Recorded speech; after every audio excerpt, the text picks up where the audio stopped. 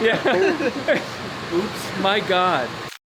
With everything we have learned from the half-mile insanity, we are ready for the dyno. Let me give you a quick rundown of everything that has been changed to this car. First of all, we have the first in the world fuel tech driver for a Turbo Smart electronic wastegate. It's working perfectly, insanely responsive, and like I said, we can control it with this on the ECU. We also have wheel speed sensing on both front and rear to make sure that we know what speed we're going, if we have traction, and so on. Our goal today with the dyno is the fact that we have an untuned turbo and intercooler all new to the system.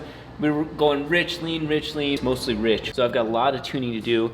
To top it all off, we have a completely new exhaust. 3 resonators in the middle, and then a massive muffler in the rear. It's still full 4-inch open, but the resonators are on the outside of that, trying to smooth that tone down, and my God, does this sound amazing. All those changes mean it's time to hit the dyno and really calibrate this car for the upcoming race that we have. To do the transmission oil change on the 3-rotor, this is a TR6060, also known as a T56 Magnum. I want to use the new Valvoline FlexFill. Perfect for exactly this, except for one minor detail. This is legitimate gear oil. The T56 takes ATF. I hope someday Valvoline makes a little one of these for ATF, because that would be wonderful. But don't worry, this new beautiful product can be put in the rear diff. Rear diff is actually out of a Ford Explorer. It's an 8.8 inch, which is how big the ring is, the ring and pinion, and it is independent rear suspension. So normally you'll hear of people going and swapping rear differentials on a RX-7 or whatever, 8.8. Normally this part right here has no joints. Each side can't bend and move independently, but thankfully this one does. Last time I did the oil change on it, the oil change was glittery. Now it's been wonderful since then, but that's exactly what this is for. Right here into the fill on the back side like that. It's really nice. Both of these don't have a socket. You just simply use a 3/8 drive. So we've got it all ready to go. Couldn't be a better example of using this right here. You guys know you have to use this really crappy pump that just gets mess everywhere. This is all self-contained. It stays in the same thing. I could not ask for a better packaging for a product I hate getting in my hair.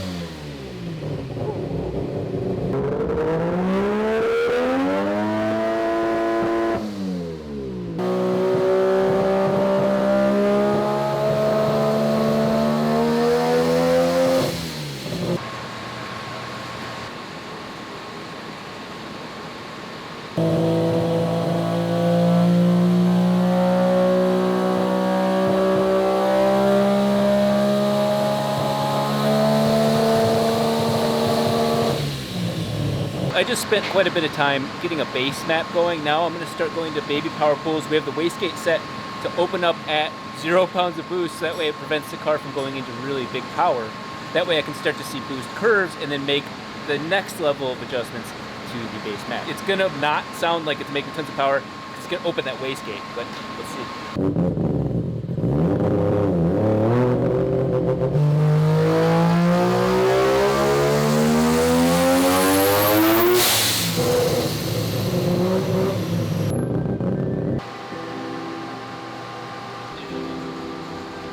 We have a little bit of a different problem.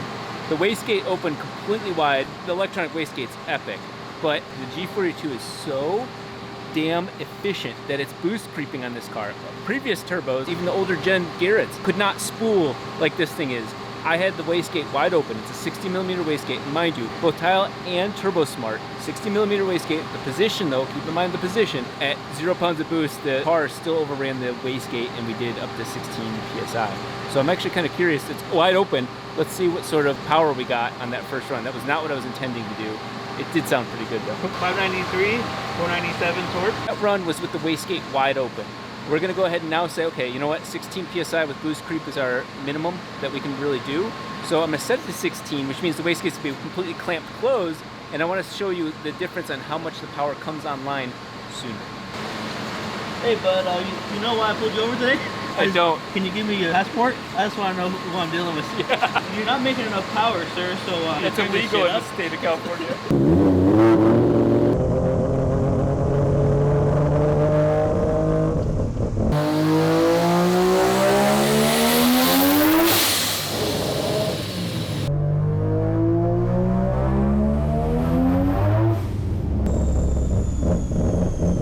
Hey, guess how much more torque you made there? 5. A serious guess. I'm gonna say 80. 50. Yeah. Same horsepower. Same horsepower, yeah. That picked up way harder in that middle level. That's the only difference between those two. And obviously I let off way sooner because I just didn't want to get out of control. All it was opening and closing the wastegate 100% under 16 PSI. The wastegate only opening the moment it senses 16 PSI. And we'll use these rough numbers here. This is the moment that the wastegate could open at 5,000 RPM. It was already at 16 PSI. But under that, so this is the biggest actual difference. Wastegate open, wastegate closed. And so at 5,000 exactly, we gained 160 horsepower at 5,000 RPM just by opening and closing the wastegate completely. Apples to apples. Then the torque was 320 to 480, so we gained roughly 160 foot-pounds of torque just simply by having that turbo in that position. That's how much of a difference having the wastegate open or closed makes on the G42. Isaiah will work his magic someday, but right now what we're gonna do is we're gonna have to play with the wastegate creep because of what we've got. Just like you guys, we always have issues where we've got to race soon. We don't have every resource at our disposal, but we're gonna go ahead and continue tuning it. It's still rich, so we'll gain even more power. The boost coming on so hard right there is what was spinning my tires. That torque kicking up, that is not a rotary level of torque.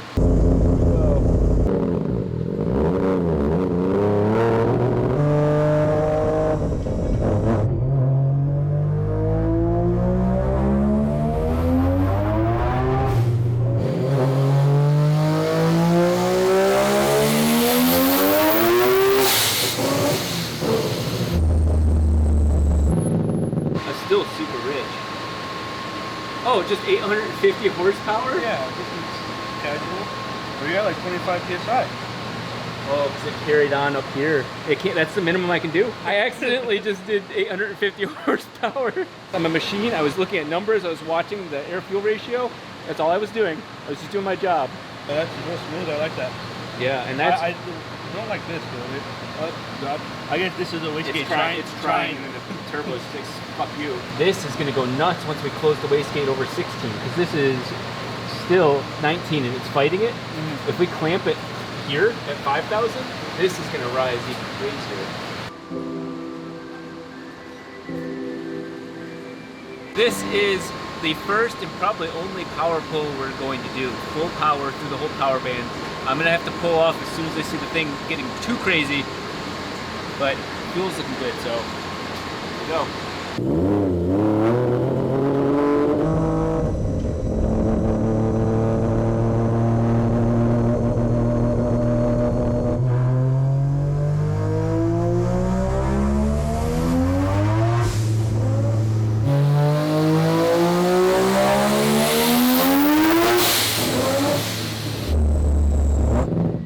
I let off. I saw it getting out of control. Let's take a look. Grow up! I know. I see it just getting out of control so quickly. 900, almost 7. That's me. That's nuts. That's crazy. 770 torque, 900 horsepower, and I let off at 6,500 less. I let off at 6,200 RPM. We made 900 horsepower in a 3-rotor at 6,200 RPM. Jesus. Okay, I'm gonna check that log and then we'll go for the full. This is the run. where I'm going to try and carry what is 25 psi all the way through the power band past 8,000 RPM. We made 900 on the last run at 6,300 RPM. This car is just ridiculous, absolutely ridiculous.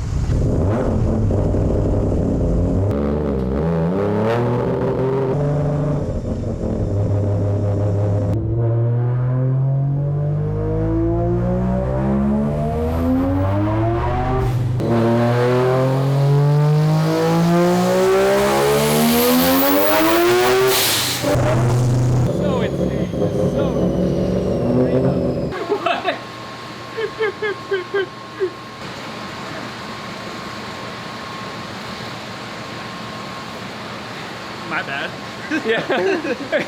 Oops. My God. Honestly, I'm very proud of working with Fuel Tech. There are a lot of companies I love working with, but I would have to say between Isaiah's work and the turbo, I think it's that turbo.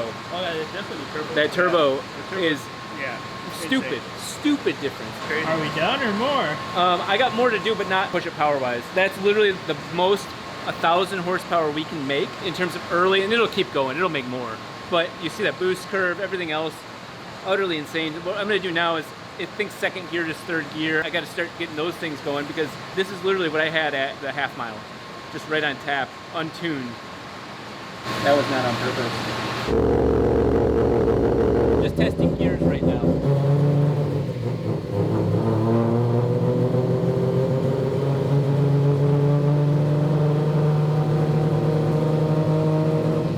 There's a little bit of a bug, as there is with almost everything you do, where right now, first gear, I finally figured out the drive shaft's spinning 50% faster than it thinks it is because of the sensor.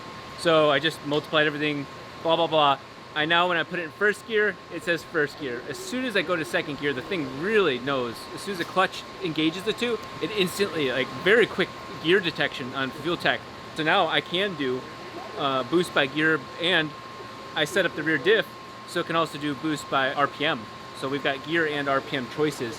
Not that the setup is really going to let us choose. This is the last run of the day. I've cleaned up the gearing. This car is an absolute animal, and we are going to just carry the same previous 1,000 horsepower run out. We're going to carry 25 psi past 6,500 RPM.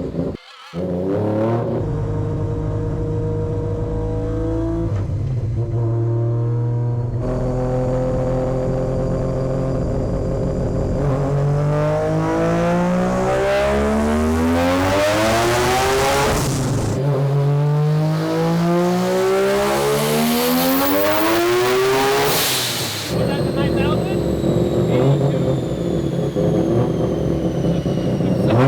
800 foot-pounds of torque, 1033. The wastegate's working at this point. This doesn't the wastegate, so it's efficient up there. Yeah. I set it to 25. That's like, no joke. I'm not trying to rip on anybody, but this is like normal four-rotor power. Like not my four-rotor, to be honest, but the numbers don't lie. The torque is just carrying. We're at 700 foot-pounds of torque from 5,500 RPM all the way to whatever, somewhere in there. The peak horsepower even carries for a while. The only reason we're falling off is because of back pressure. Now that I got the gearing set, I got the power, what we're gonna do is we're actually gonna do a power pull first through fourth, maybe even fifth, just to log and watch how the boost reacts based on different loads. We'll be able to see on the graphs, okay, you know what, let's try and add boost. Really, we're trying to take away. But that would be the final level of this dyno.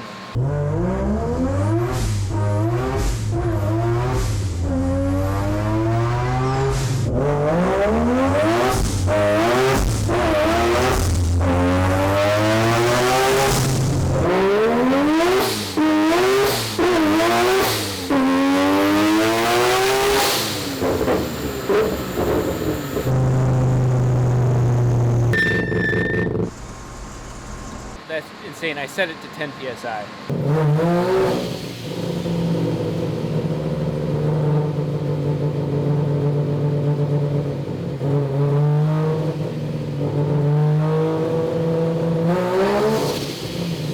Now that we've got all the base map down, I was just doing some transient throttle hits. It'll be even easier for me on the street just because the load is more accurate, I guess, for street driving, but it does tend to lean out and then go fat, really small amounts, but I'll just tune that out on the street. That's something that takes a while to really finesse. The core map is done. The car makes power. We are far beyond what I ever expected. That was not an intention to make 4 digits with this turbo. And I can safely say, if we had the wastegate in the correct spot, this would be the nastiest 0 to 1,000 horsepower. Any bit that those rear tires could handle, this car would put it down. It is ridiculous. I mean, the joke about rotaries not having torque, this shits on that joke completely. So hopefully you guys enjoy what we're doing in the R&D. This is on my motor, the motor I've built multiple times over now, and have my dowels in there, all machine work. You know, obviously I'm not trying to take credit, but I'm trying to tell you how experimental this also is for me. We're making it happen. So wait till you guys see why we're doing all of this. I have a question for you. Now that I've touched it and everything looks all good and whatnot, what are your rating? Yeah, I want your new updated rating. The rating has gone up. 10 out of 10, 9 out of 10, 8 out of 10. I like the oil cooler mounts. Thank you. I like the intercooler. I set up all night to do that. I like the updates. I like the titanium intercooler piping. Yeah. The only thing we need now is a new radiator and a new header. The recirculating wastegate and not that nasty ew sound anymore. Yeah, I like that it's internal now. So 10? After you do the radiator, yeah. Yeah, the radiator and the header will be 10, yeah. We're almost there. Alright, I'll say 8.5 then.